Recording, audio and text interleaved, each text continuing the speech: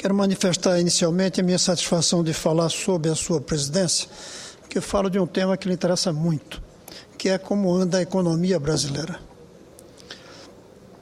Nós estamos acompanhando pelos jornais que o presidente do Banco Central, ministro da Fazenda, presidente do BNDES ou enviados por eles, estão rodando o mundo em busca de investimentos estrangeiros no país. Só podemos apoiar, parabenizar, ainda que lamentando um pouco que tenham demorado para fazer isso. Mas a satisfação de vê-los fazendo isso não é maior do que a preocupação dos resultados que terão. Quando nós lemos, senadora Ana Amélia, a mídia internacional financeira, econômica, revistas, jornais, quando conversamos, afinal de contas, senadores, nós temos contatos internacionais. Eu, particularmente, pelos 6 anos em um banco internacional, onde trabalhei, nós sentimos uma desconfiança muito grande em relação à economia brasileira nos tempos de hoje.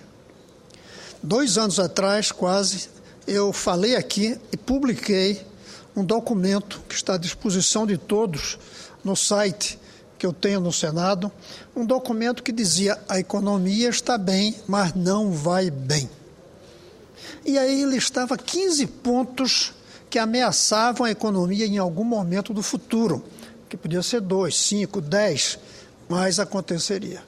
Como aconteceu na Espanha, que não faz muito vivia comprando terras e praias inteiras do Brasil. Como aconteceu com Portugal, que investia no Brasil. Como aconteceu com a Grécia, que era uma economia dinâmica. Como aconteceu com a Argentina há algum tempo atrás. Aliás, por coincidência, eu vou citando esses nomes, vou vendo. Grécia, Argentina, Espanha, tudo país que teve Olimpíadas. Deve ser uma coincidência. O fato é que esses países tiveram sua ascensão e suas quedas. Certamente, por falta dos governos levarem em conta os alertas, levarem em conta as críticas que eram feitas de que estavam caminhando sobre um solo frágil.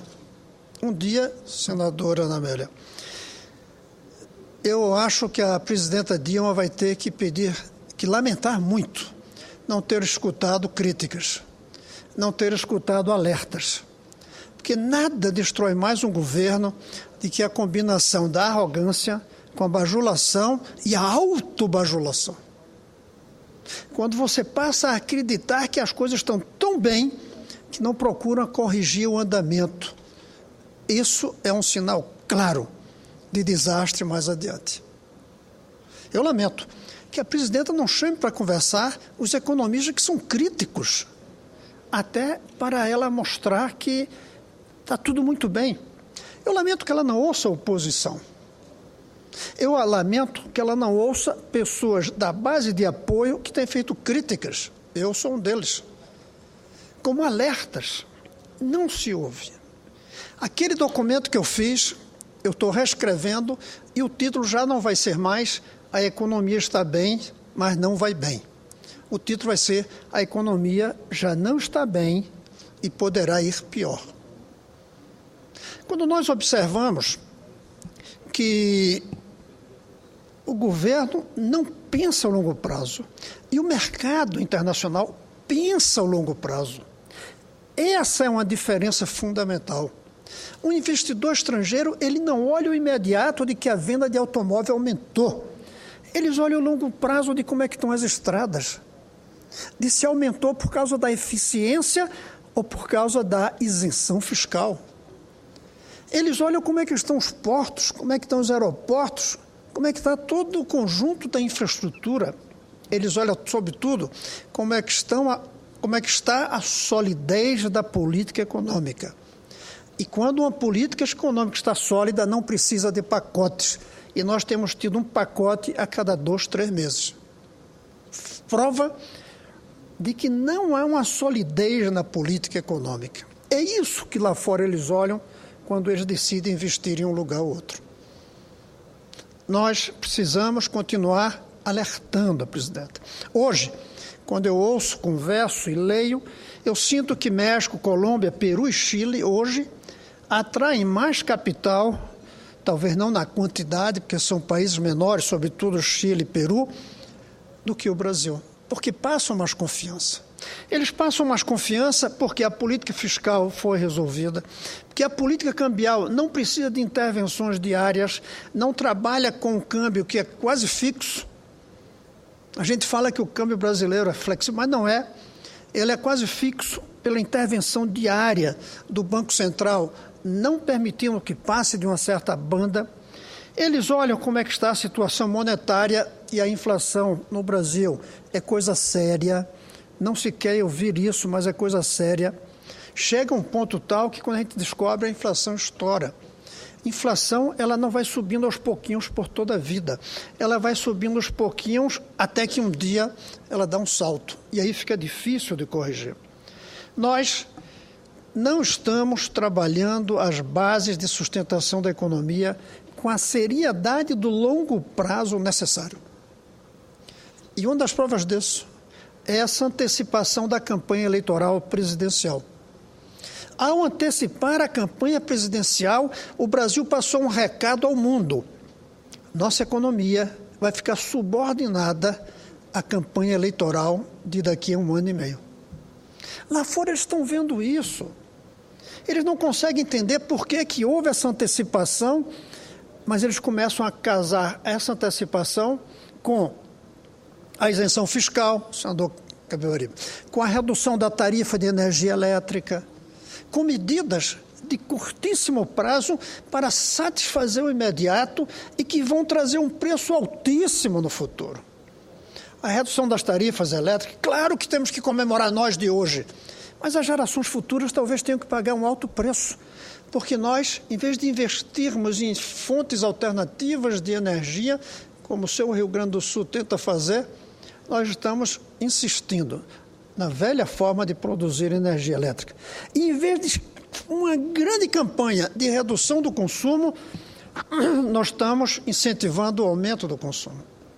E não me digam, como eu recebi a acusação, de que nós queremos que os pobres não usem energia elétrica. Não, fizessem 2 tarifas, uma bem alta para os ricos e até 0 para os pobres.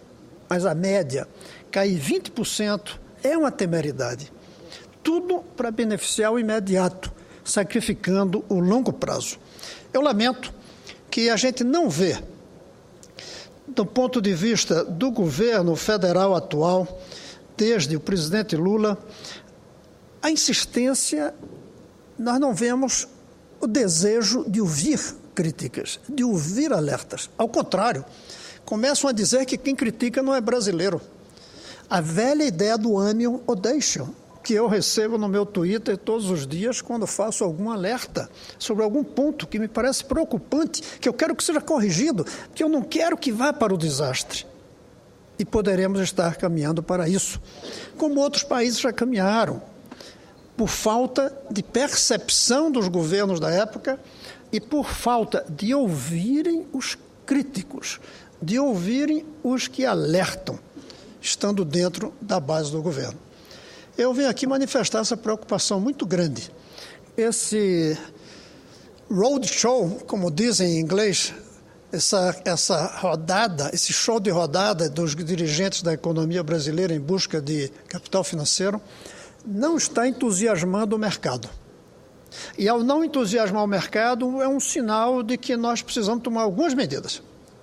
Talvez uma medida não seja buscar mais capital estrangeiro, mas seja fazer com que não precisemos dele.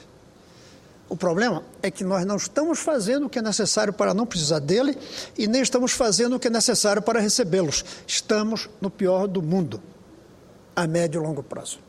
Fica aqui, mais uma vez, esse alerta, senadora, e dizendo que o título do que eu sempre falo vai mudar. Já não vai ser mais a economia está bem, mas não vai bem.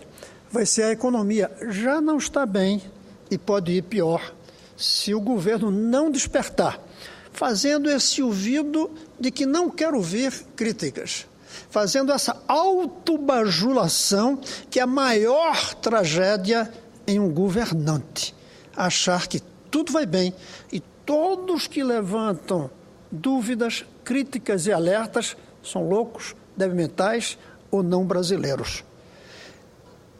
Nem mesmo de oposição são, porque os de oposição são brasileiros também. Mas são interessados em que as coisas funcionem e deem certo. E não estamos caminhando para dar certo. Nós estamos caminhando para dar errado. Talvez demorando 2, 5, talvez mais anos ainda, não vou dar prazo. Mas o Brasil merece ser pensado no longo prazo e não no prazo da próxima eleição. É isso, senhora presidente, que eu tinha para colocar. Vamos colocar o Brasil pensando no longo prazo e vamos agir preocupado com o longo prazo, embora afinando no curto prazo o que for preciso. É isso, senhora presidente. Caro senador Cristóvão Buarque, mais ajuda o governo quem é capaz de ter essa visão crítica, séria, responsável, madura, do que a bajulação. E seria muito benéfico para o país se essas críticas fossem observadas. Agora há pouco nós tivemos um debate muito rico sobre a presidência do senador Jorge Viana na reforma do Código Penal. Eu não faço parte dela, mas 2 especialistas na área da penal foram lá apresentar pontos divergentes, num clima de tanta veemência que no início pareceu uma verdadeira guerra, não só verbal, mas uma guerra de antagonismo sobre uma matéria tão complexa quanto a questão penal. E ao final, depois de os autores e os criticados ouvirem as críticas de maneira extremamente civilizada, chegou-se a um termo extremamente maduro e extremamente colaborativo e construtivo para que o Brasil tenha nas mãos de um competente senador, o senador Pedro Taques, que é o relator do Código Penal, um caminho extremamente real de construir um código adaptado ao século XXI, às mudanças que a sociedade brasileira teve. Então, o que Vossa Senhoria faz é um pouco do que aconteceu hoje pela manhã, mas que o governo deveria prestar atenção, porque o seu objetivo, como de todos nós aqui, é de ajudar, não é de destruir.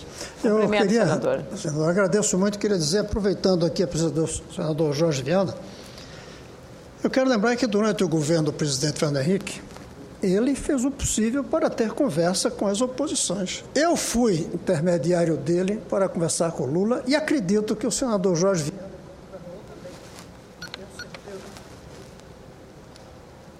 Não tenho certeza, senador Jorge Viana, mas é bem possível que também tenha sido várias vezes. Hoje a gente vê uma agressão contra o ex-presidente Fernando Henrique Cardoso que merece crítica, sim. Nós não somos da sua base de apoio. Mas não descaracterizar, não ignorar o que foi feito, não passar a ideia que tudo está começando agora e que tudo vai às mil maravilhas. O Brasil vive um grave erro, um grave risco, que é interessante. Quando as economias estão em crise, o otimismo é fundamental para o subir. Mas quando as economias estão no auge, o otimismo é uma tragédia que leva a cair. Nós temos que ser otimistas quando está por baixo para tentar subir. Quando está por cima, a gente tem que ser pessimista, cuidadoso para evitar cair. Prudente. E não estamos sendo. Estamos num otimismo muito perigoso.